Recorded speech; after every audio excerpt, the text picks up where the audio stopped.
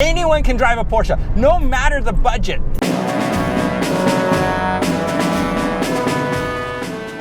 Most of the time, people think of Porsches as very, very expensive cars, and the new ones are. Even the cheapest Porsches are fairly expensive. But the thing is, on the used market, there's a Porsche for any budget. I'm talking, you got a couple grand, even $1,000, you can get a Porsche. Even if you've only got about $1,000, you can find a Porsche. I'm going to show you 3 Porsches that just about anyone can afford to buy. Now, I've happened to own all 3 of these Porsches, so I can also give you a little bit of tips on what it's like to own them. But first, head down in the comments and let me know what Porsche you would buy.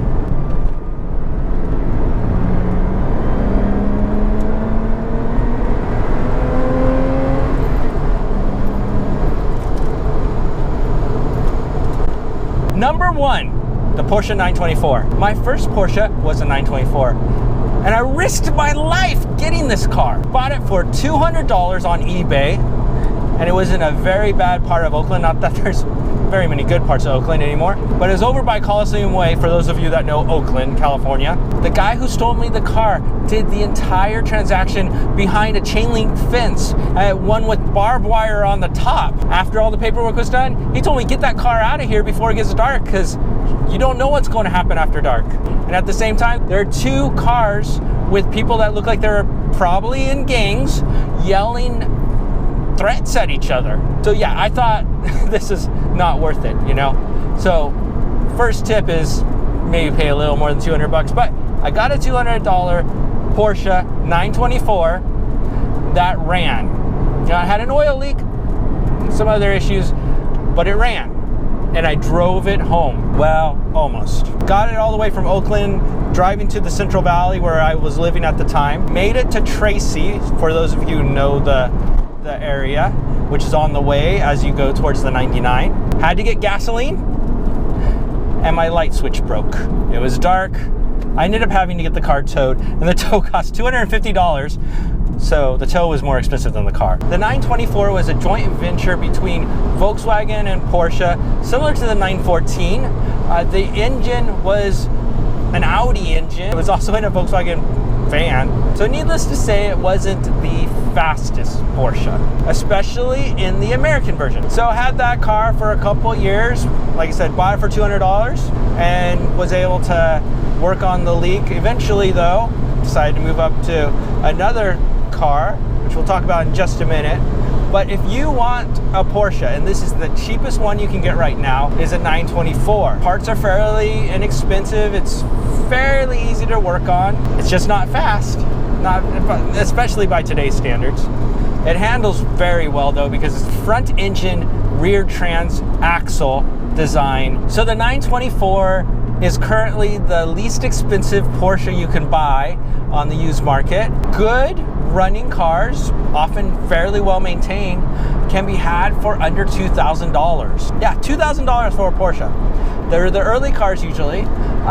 Turbo will run you a little more, but a lot of times you can get those for about $2,500 to $4,000, under $5,000 for sure. The 924S tends to command a wee bit more than the other two, but the 924S has the same engine as the 944, so it gets about 150 horsepower in the American version. Is about as fast as the 924 Turbo and is a little bit smoother. And that brings us to number 2, the Porsche 944. So after I had the 924 for a while, worked on that, so I decided to move up a bit in horsepower to the Porsche 944.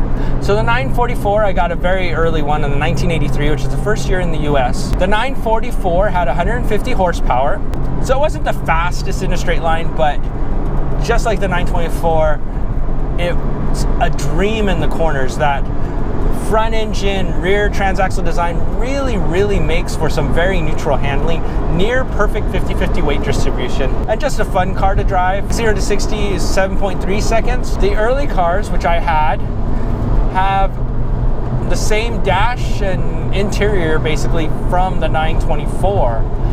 Later, 85.5 and later, have a newer updated interior. And the 944 Turbo is quite a performing car, but there's a little more maintenance with the turbocharger.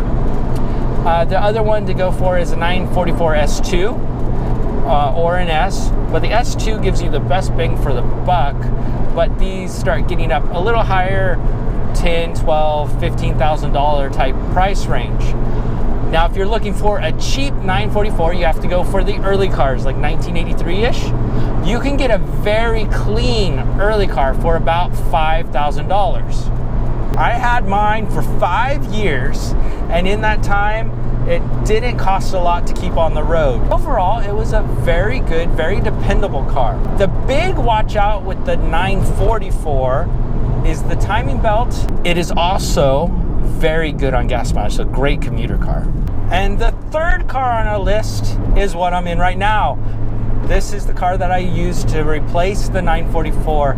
The 944 was great, but it started having some radiator issues and stuff, and I was thinking about doing that, but then decided, you know what, wouldn't it be bad to have a little more horsepower. I was looking for a 911, but ended up driving the Boxster, fell in love with it, and the reason I didn't buy the 911s at the time, I was looking at a 996 911, and the only 911s in my area were Tiptronic transmission, and I wanted a manual transmission, and so I drove this Boxster with the manual, and it's a lot more fun. It's maybe the Tiptronic be a little bit faster, even with the Tiptronic.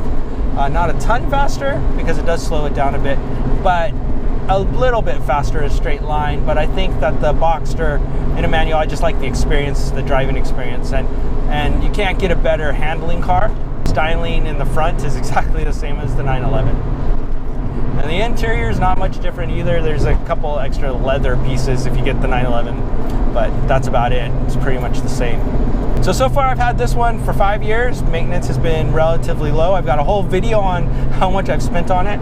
An early 986 Boxster, that's the years 1997 through 1999. You can get a very well maintained, very clean one, current market, for about $7,000. Usually not bad mileage on them.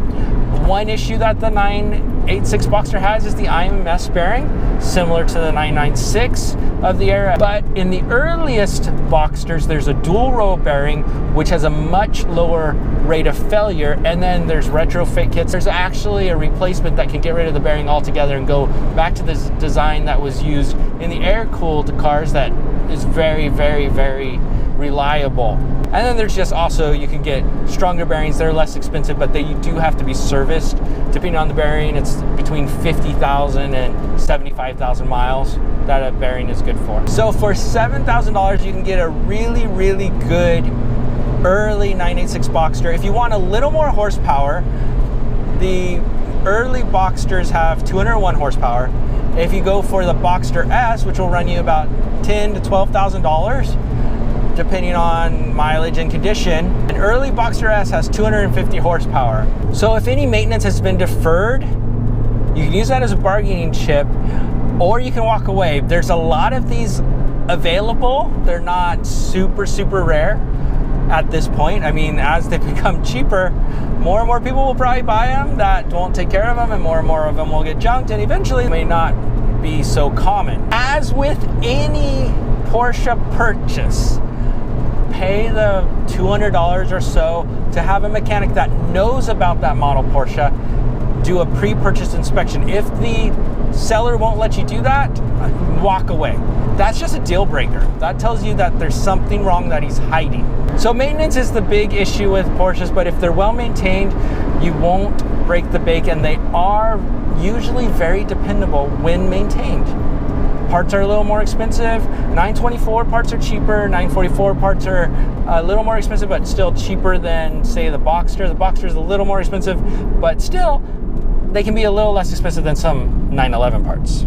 There you have it. Anyone can own a Porsche. Get down to the comments and let us know which one of these three you would buy and why. Thanks for watching. Make sure to give it a thumbs up. You know, that thumbs down button is still broken, so don't even try it. I know. Right now, my last video's got 4 of you that tried it.